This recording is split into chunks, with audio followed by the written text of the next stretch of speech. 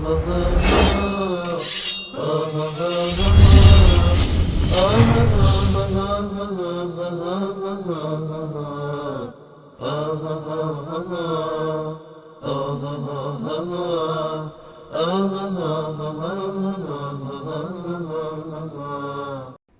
سلام علیکم، بفرمایید. سلام علیکم. و علیکم السلام و رحمت الله و برکاته. بله، می‌خواستم با تو برنامه شرکت بکنم و نظر خودم بیان کنم. بفرمایید، صدا شما داره پخش میشه. بله خوب هستید شما. من عقیده داشتم، می‌خواستم بدونم آیا چقدر درست و صحت داره و نظر شما رو در موردش بدونم. قبلش عذرخواهی می‌کنم، من سخنور خوبی نیستم، اگه کمی تته می‌کنم. میشه خودتون رو معرفی کنید، از کجا زنگ میزنید؟ بله، من از انگلستان تماس میگیرم. کیا هستم؟ آقای کیا، بله شما با من صحبت کرده بودید فکر کنم. شیعه بودم، بله. الان به تازگی با توجه به این امکاناتی که به وجود اومده، من عقیده دارم که فکر کنم با گذشت زمان این مسائل و خرافاتی که آخوندهای شیعه دارن مردم رو به اون وسیله گول میزنن، فکر میکنم این کمتر و کمتر بشه ان شاء الله. به خاطر اینه که من فکر میکنم به برنامه‌ها و صحبت‌های اینا که نگاه میکنیم فقط در مورد افراد صحبت میکنن و طوری مردم رو بار میارن که خداپرستی و انجام مسائل دینیشون در مورد پروردگار نیست، در مورد شخصه، دائم در مورد امامانه که امامان رو به حدی بزرگ میکنن که بتونن مردم به خاطر به جای اینکه با خدا بخوان راز و نیاز بکنن و مسائلشون از اون بخوان، متوسل به این بنده ها بشن و بخوان به وسیله اون حرم و اون مقبره‌ای که درست کردن یک مسئله مالی رو به خودشون به وجود بیارن که اینجا منفعت مالی داره واسهشون. وگرنه اگه بخوان از این امامان و اینا رو بمیشه، فکر نکنم خود امامان به عنوان خود حضرت علی هیچ وقت همچین چیزی ابراز کرده باشه که هیچ قدرت و یک عنایت خاصی بهش شده از طرف خداوند، یا خود فاطمه زهرا هیچ وقت همچین چیزی رو گفته باشه که تفاوتی داره، نعمتی از طرف خداوند بهش داده شده. اینا رو من فکر می‌کنم این افراد برای اینکه بتونن از جهالت مردم سوء استفاده بکنن، بزرگ میکنن که مردم رو به اشتباه بندازن، برای اینکه بخوان با خدای خودشون در و دل بکنن، متوسل بشن به این افراد، بخوام برونن تو مقبره پولی بندازن که نظر من این هم بتپرستی بوده که قبلا در کعبه انجام می‌شده. برن یک جایی رو یک سنگی رو ماچ بکنن و یک پولی رو بندازن و به جای اینکه درخواستشون از خدا بکنن با نماز خوندن، برن با مادیات، با پرداخت هزینه بخوان یک واسطه‌ای بگیرن که تمام اینا برمیگرده به درآمدی که این افراد میتونن با ترویج و با بیان اینا داشته باشن. و آیا به نظر شما همچین چیزی هست یا نه؟ و همچنین که در مورد حد فکر می‌کنم اینقدر برمیگرده به عقب و این سوال من برام پیش اومده بود که آیا در زمانی که اینا صحبت میکنن تمام مسائلی رو که بهشون استناد میکنن هیچ وقت حرف از قرآن نیست، همش حرف از کتاب‌ها و مسائلی که بعد از مسائل افراد دیگه تحریر در آوردن و از قول کسان دیگه، یعنی چند دور این مسئله گشته و الان باعث استناد این افراد شده، در صورتی که هیچ وقت مسئله اصلی و قرآن رو در نظر نمیگیرن و دائما سعی میکنن با توجه با بهانه‌گیری و با طرح مسائل فرعی بخوان موضوع اصلی جدا بشن. با طرح موضوع برفرض خلفای راشدین میخوان برفرض در مسائل دیگه از قرآن جدا میشن و نمیخوان به موضوع اصلی بپردازن که تمام مسائلی که اینا میگن به نظر من به حالت شرک پیش اومده. من میخواستم بدونم آیا اهل سنت نظرشون راجع به شیعه چطوره؟ آیا میشه به عنوان مسلمان اینا رو قبول کرد؟ افرادی که اینا رو بیان میکنن، آیا کسی که به عنوان امام مهدی قبول داره، باور داره که خداوند یک طفل 5 ساله رو از 1400 سال پیش به خاطر نیازی که داشته که در زمان آخرت بخواد همچین کاری رو انجام بده به غیبت برده، این شرک نیست؟ و اگه شیعه هم به این اعتقاد دارن، این که بچه رو میشه قبولش داشت به عنوان برادر دینی. و این مسئله دیگه هم که مثلا این که من میخواستم بدونم این که اگر خداوند حرفی و پیامی رو به طریق پیامبر به مردم داده که اسمش قرآنه، چگونه بعد از اون بخواد با امامان و با مسائل دیگه بخواد به عنوان حضور شخصی بخواد صحبت بکنه که برفرض حالا برفرض امام 11 رو بگه که امام 12 ما میخوایم به غیبت ببریم، شما این کارو بکنید. میخوام آیا اینا در اون زمان بعد از شهادت امام حسین آیا طرفدارانی بودن؟ آیا اون موقع افرادی که اینا به اسم میبرن که طرفداران اون افراد بودن، واقعا کسی بود اون موقع برفرض که بخوام برن از امام 12 برفرض بخوام برن راهنمایی بگیرن؟ درست. یا اینا مسائلی که تمام اینا فقط ساخته و پرداخته ایناست برای اینکه اون سوء استفاده بکنن از اون افراد؟ باش چشم. سوال دیگری هم دارید؟ سوال دیگری؟ نه من فقط بدونم درست یعنی این به نظر شما این مسئله مادی تو اینا باور که ندارن، آخوندایی که الان دارن میگن آقای قزوینی و این افراد اینا باور که ندارن به این مسائل، به نظر شما باور دارن؟ باشه چشم. در این من فکر نکنم باور داشت. من فکر میکنم میخوان این مردم رو دارن اینجا گول میزنن و سرکیسه میکنن که مردم به جای اینکه مسجد برن به امامزاده. درست.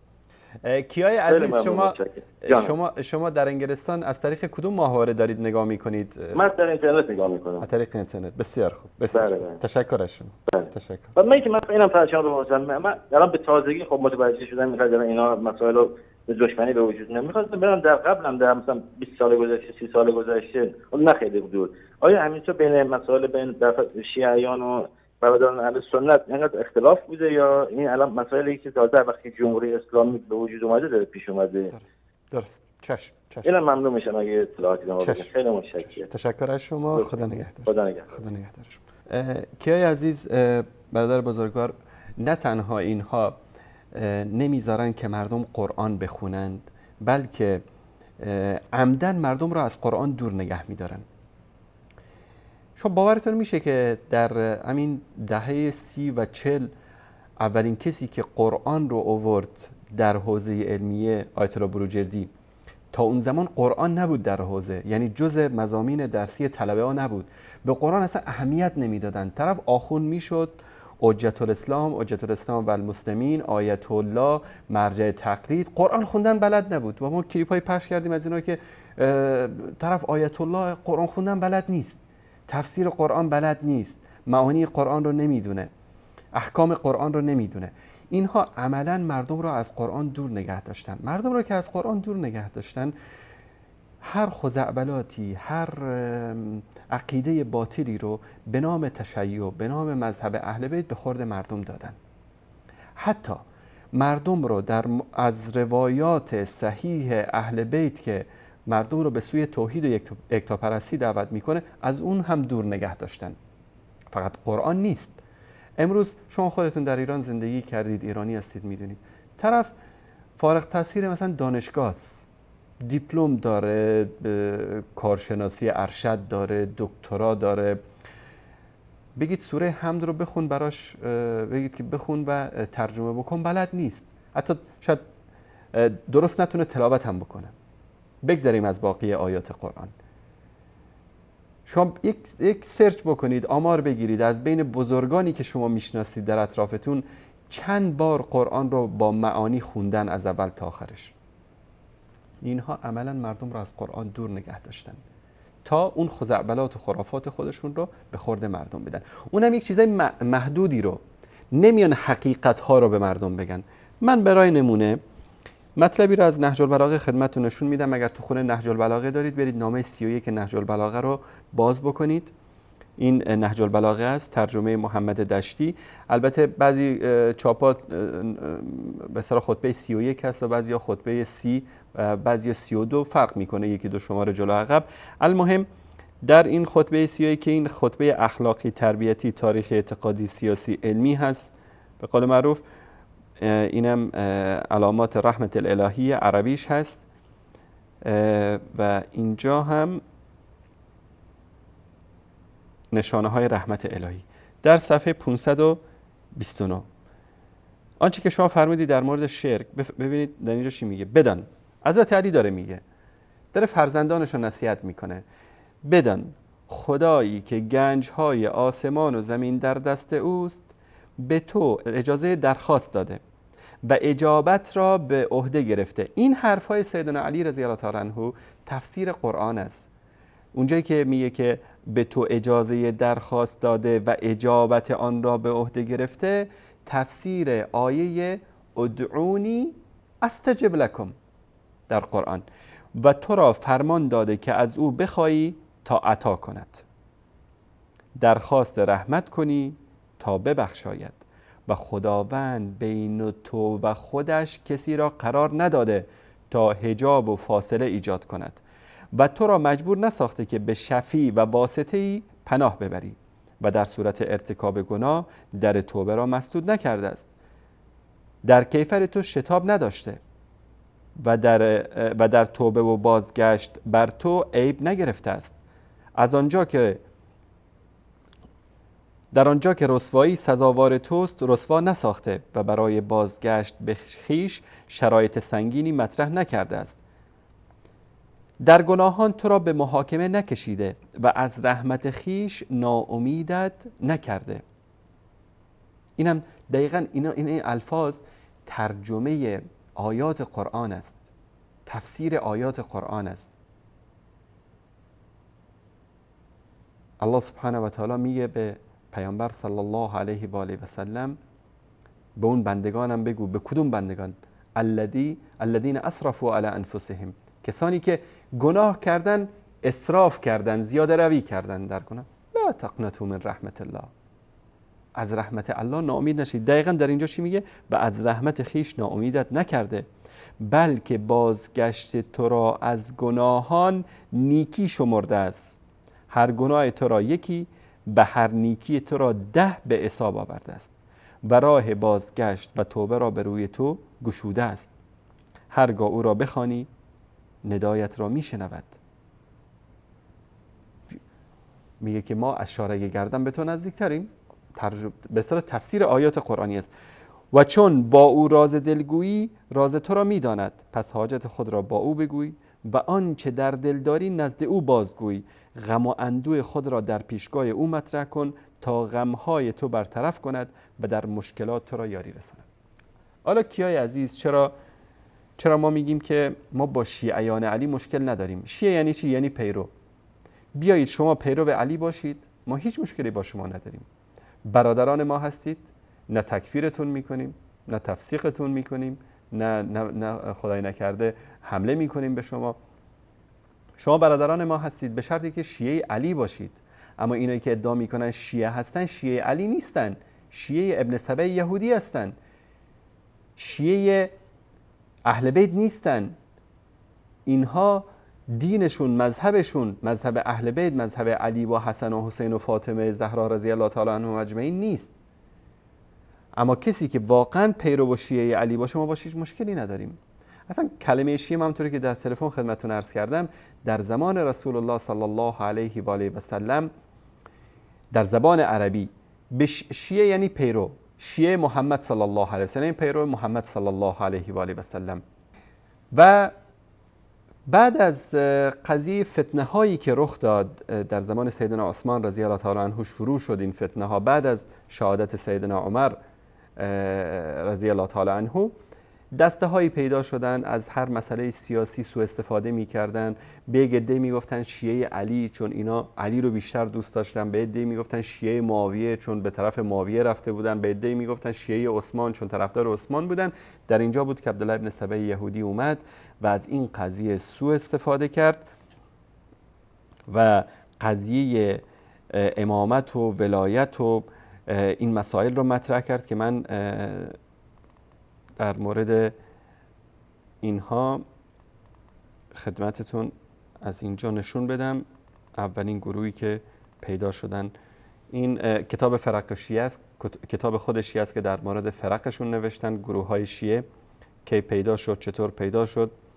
میگه در اینجا فرقه‌ای بود که در شروع به اصطلاح فرقه‌ای بود که این فرقه میگفتن که علی رضی الله تعالی عنه ان علی در صفحه یک لحظه صفحه 32 در اینجا گفتن که علی نمرده. بعد از شهادت حضرت علی این فرقه پیدا شده. علی نمرده، کشته نشده و نمرده و برمیگرده دوباره. یعنی قضیه مهدویت حضرت علی رو مطرح کردن. اینا اولین فرقه بودن که غلو کردن در حق که به سبعیه معروف هستن، اصحاب عبدالله ابن سبع. و اینا کسانی بودن که اولین کسانی بودن که ظاهر کردن تن علی ابی بکر و عمر و عثمان، طعن و لعن ابوبکر و عمر و عثمان این فرقه ظاهر کردن و بقیه صحابه و تبرع منهم و اعلان براءت کردن از اونها. و اینا میگه که این عبدالله ابن سبع یهودی، اصلش عبدالله ابن سبع یهودی بود، اسلام آورد و ادعای ولایت علی رو کرد و در زمانی که یهودی بود میگفت که یوشع ابن نون بعد از موسی امام است و بعد از که مسلمان شد گفت بعد از وفات نبی صلی الله علیه و آله علی علیه السلام امام است. و اینا که اولین کسانی بودن که قضیه امامت علی رو مطرح کردن و براءت از دشمنانشون، که میتونید برید در این کتاب، البته این کتاب به فارسی هم ترجمه شده، فرق شیعه رو آقای خنجی فکر کنم اینو ترجمه کردن به فارسی، که در این کتاب مفصل در این مورد صحبت شده. پس مشکل ما با شیعیان واقعی علی نیست، مشکل ما با شیعیان عبدالله ابن سبع یهودی است و آنچه که امروز در حوزه های علمی شیعه داره تدریس میشه مذهب علی نیست، مذهب جعفر صادق رضی الله تعالی عنهم اجمعین نیست، مذهب امام محمد باقر نیست، مذهب به اصطلاح دین حسن و حسین و امام سجاد نیست. این دین و مذهب عبدالله ابن سبع یهودی است که داره امروز در حوزه های علمی اینها تدریس میشه. قضیه که فرمودید قرآن، ببینید قرآن کتاب الهی است که همه چیز در قرآن ذکر شده، همه چیز در قرآن کریم ذکر شده، یا مختصر یا مفصل.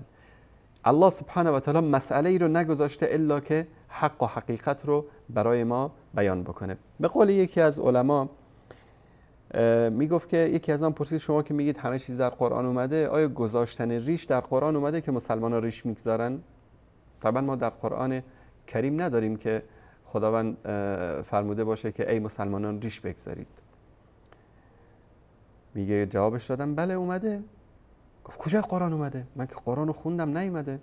گفت مگر در قرآن نیومده آنچه که رسول برای شما آورده اون رو بگیرید بهش عمل کنید؟ و ما نهاکم عنه فانتهوا، اون چیزی که از اون منع کرده شما رو از اون دوری بکنید.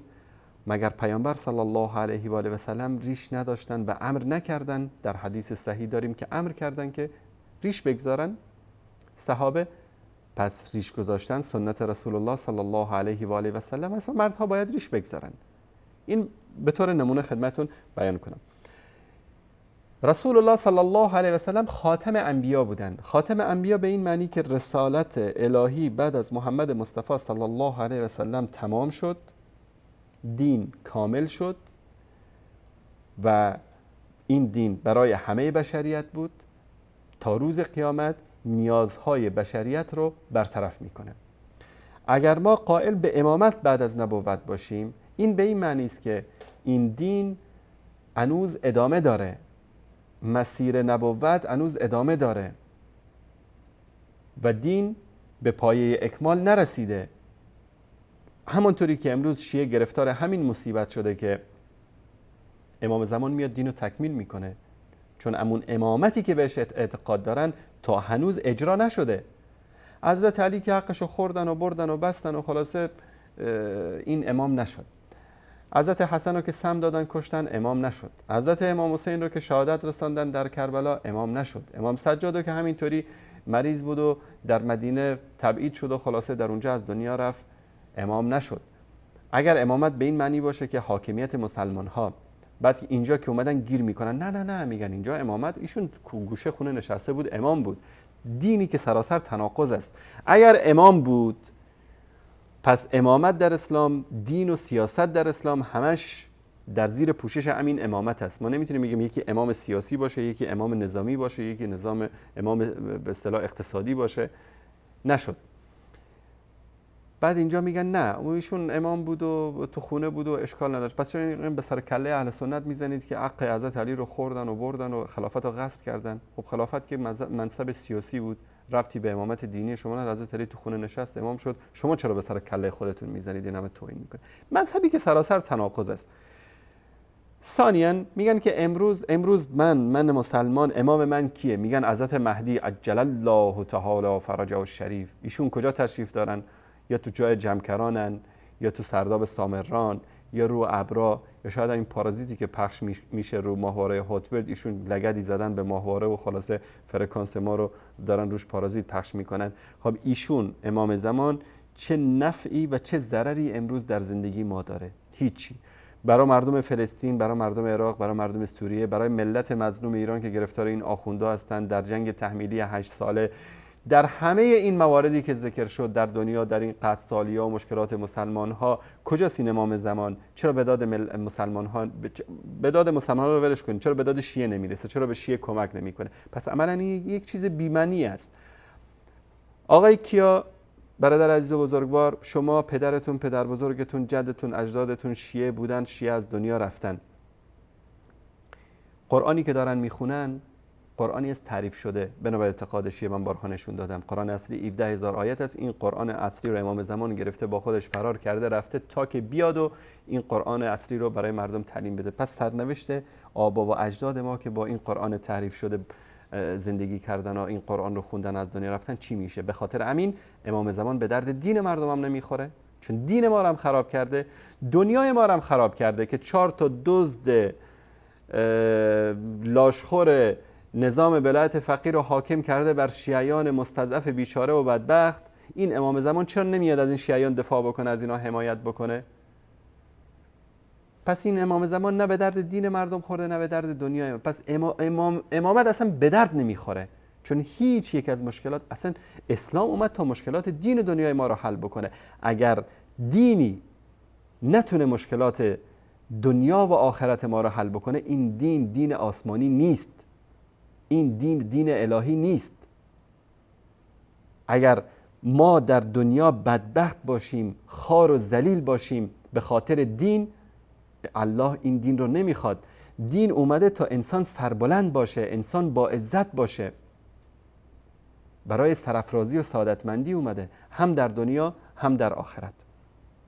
پس اینا که اومدن عبدالله ابن سبا و جماعتش قضیه ولایت حضرت علی رو مطرح کردن، امامت رو مطرح کردن، از این مسائل سوء استفاده میکردن. بعد از اون خلاصا این سلسله رو ادامه دادن تا امام حسن عسکری و اینجا یک مشکل بزرگ پیش اومد. امام حسن عسکری فرزند نداشت. گفتن چیکار بکنیم؟ گفتن برایشون فرزند میتراشیم. در اون وضعیت سیاسی که نه تنها اهل بیت بلکه امامان اهل سنت هم، کدوم یک از امامان اهل سنت به مرگ طبیعی مردن؟ امام احمد ابن حنبل، امام ابو حنیفه، امام شافعی، همه اینا رو که شما زندگیشون رو مطالعه بکنید، یا در زندان یا زیر شکنجه یا به وسیله ظلم و ستمی که توسط حکام به اینها شده. به خاطر اون وضعیت سیاسی که وجود داشت، اینا نمیتونستن یعنی بیان علنا از خودشون دفاع بکنن یا عقایدشون رو مطرح بکنن. به خاطر همین تهمت و افترا بستن به اینا خیلی ساده بود. همین بود که قضیه مهدویت رو مطرح کردن که بله امون مهدی که رسول الله صلی الله علیه و سلم بهش بشارت داده فرزند امام حسن عسکری است و ایشون رفته تو سرداب سامرا غیب شده. بعد از مدتی گفتن که بله ایشون 4 نفر نایب تعیین کرده، 4 تا دزد قاچاقبر شیاد، اینا آمدن ادعا کردن که اینا نایبان امام زمان هستن. چیکار میکردن؟ خیلی خنده داره، یعنی چه عقلهایی داشتن این شیعیان اون زمان. می اومدن از شما خمس میگرفتن، میبردن عیاشی میکردن، میگفتن بله دست شما درد نکنه، خمس شما رو دادیم به امام زمان. امام گفتن خیلی ممنون، این نامه رو برای شما نوشتن، اینم دستخط امام زمان، اینم توقیع مبارک ایشون. تا اینکه مرگ چهارمیش که فرا رسید، گفت که دیگه این در قضیه رو باید ببندیم تا که افشا نشدیم. گفتم بله امام زمان رفتن غیبت کبرا، شما دیگه دعای فرج بخونید، اللهم عجل ولیک الفرج، تا امام زمان تشریف بیارن. تا امروز 1200 خورده سال میشه نه امام زمانی اومد و نه به داد شیعیان رسید نه به داد مسلمان ها، و تا قیامت هم اون امام زمانی که اینا خوابشون رو میبینن نمیاد، چون این امام زمان اون مهدی نیست که رسول الله صلی الله علیه و سلم به آمدنش بشارت دادن. اما این آیت الله ها باور دارن اینا، بعضیاشون باور دارن، بعضیاشون انقدر خنگن شیر خر زیاد خوردن باور دارن، بعضیاشون مثل قزوینی و مثل مکارم شیرازی اینو باور ندارن.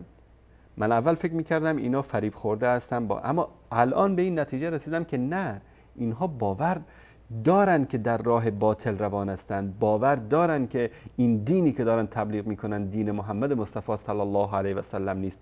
اما آیا شما فکر میکنید که آیت الله مکارم شیرازی میاد به ملت بگه که نه ما اشتباه کردیم، این کارخونه های شکر و دم دستگاهی که داره اینا رو همه رو ول میکنه؟ این پول و دارایی که به نام خمس داره به جیبشون میریزه فکر میکنید اینا رو رها میکنه؟ نه، امکان نداره که رها بکنه. الا کسی که الله سبحانه و تعالی بر او رحم بکنه. و بودن کسایی که رها کردن. آیت الله العظما سید ابوالفضل ابن رضای برقعی قمی تهرانی، ایشون یکی از مراجع تقلید شیعه، هم یکی از دوستان و همدوره های نزدیک آیت الله خمینی، ایشون اومد بر سر منبر گفت این خمسی که من از شما میگرفتم حرام بوده، باطل بوده، هر کسی که سند داره بیاد پولشو پس بگیره، و در این را به شهادت رسید.